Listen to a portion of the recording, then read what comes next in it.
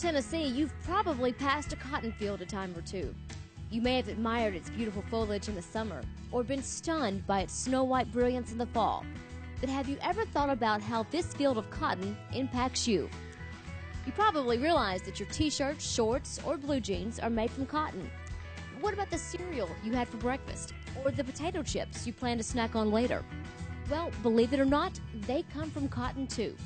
In fact, many products on grocery store shelves are made with oils extracted from the cottonseed. So are many soaps and cosmetics. And that cash you buy these products with comes from cotton as well. In reality, it's almost impossible to make it through a day without using this product.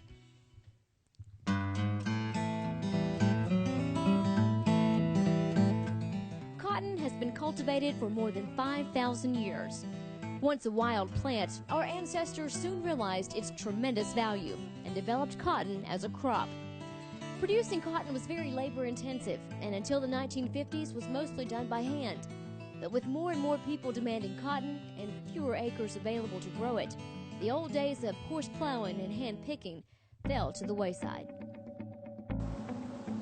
In today's market, farmers must be more efficient than ever. That means using state-of-the-art machinery, advanced technology, and application of up-to-date scientific research. Each spring, Tennessee farmers begin the complex process of producing cotton. As you will see, providing Tennesseans with food and clothing is a big effort. Come along on Cotton's journey.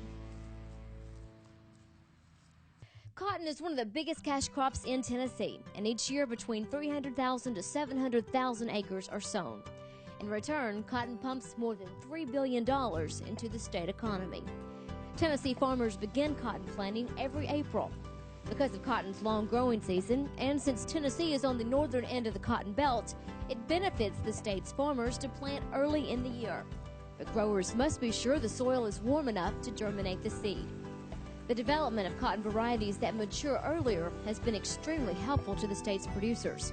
Today, UT Ag Research scientists continually evaluate varieties that will be more profitable for farmers and help Tennessee cotton stay competitive in the world market. After planting, a farmer can by no means sit back and relax until harvest time. While the cotton plant grows, farmers must work to keep their fields free from weeds, bad insects, and disease. Weeds will compete for water, light, and minerals, and if not managed, can choke out a cotton crop. Insects and diseases can also cause major damage if not properly managed. UT Ag Research scientists continually evaluate weed, insect, and disease control methods, and UT Extension specialists and agents help area farmers prepare for these threats to their crop. At several weeks of age, the healthy cotton plant will begin to form flowers. The flower will first appear white or yellow in color. The next day, it will turn red, and the next day, it will fall off, leaving behind a small boll in its place. Farmers often refer to this phenomenon as white, red, and dead. Over the next few weeks, this boll will grow until it finally bursts open, exposing raw cotton fibers to dry in the sun. As the plant's leaves dry and defoliate, a cotton farmer is surrounded by a sea of white. This means it's time to harvest.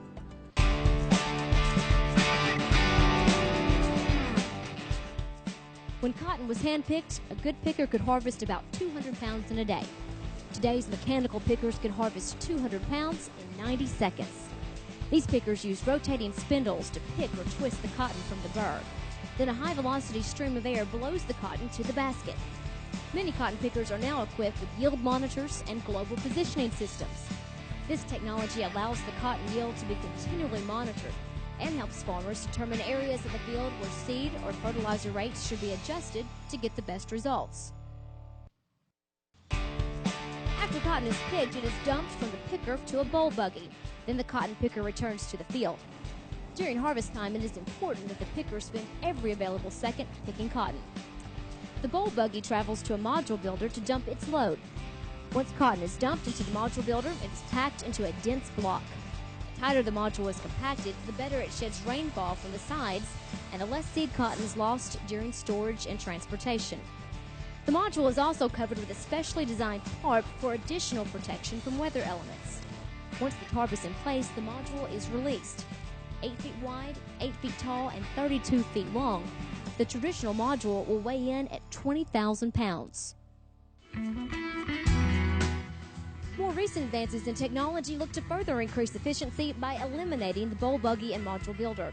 It's called an onboard module building cotton picker and was initially designed by Tennessee farmer Jimmy Hargett.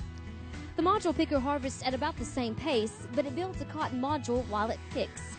It takes less time to unload a module building picker than to empty cotton from a traditional basket, which allows the picker to spend more time harvesting cotton. This technology can dramatically reduce labor and equipment costs for farmers. However the module was built, it is then tagged to identify producer and farm number. Specially designed trucks using synchronized chain movement gently load the cotton and then haul it from the field to the local gin.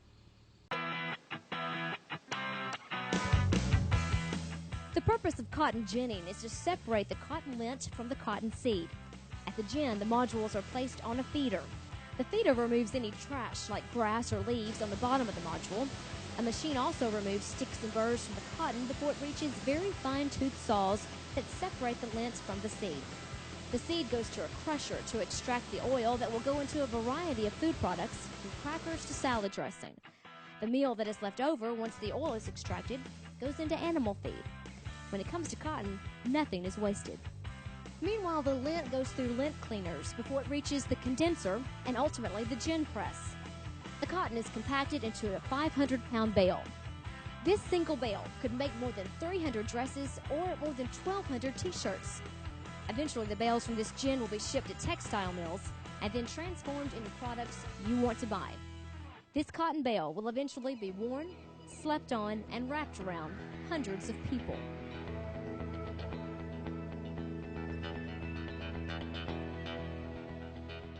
Cotton may start as a single seed, but in the course of a year, it is transformed into hundreds of products we use every day. From its origin in a Tennessee field, it will journey around the world and back again. As Tennesseans, we can take pride in this homegrown renewable resource, as well as the growers who work hard to produce it, and the researchers who strive to make it better. The next time you drive by a cotton field, remember the many uses of this crop and its significance to our world. After all, that is the fabric of our lives out there.